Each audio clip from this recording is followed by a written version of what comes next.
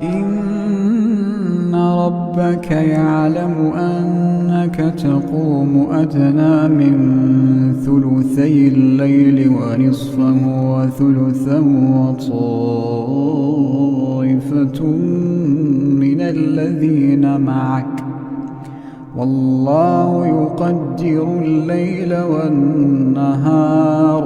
علم أن لن تحصوه فتاب عليكم فاقرؤوا ما تيسر من القرآن علم أن سيكون منكم مرضى آخرون يضربون في الأرض يبتغون من فضل الله وآخرون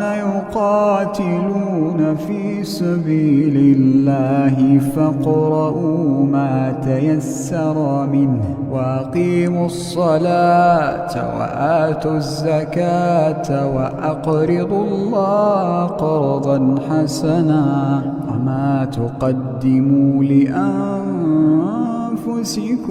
من خير تجدوا عند الله هو خيرا وأعظم أجرا واستغفروا الله إن الله غفور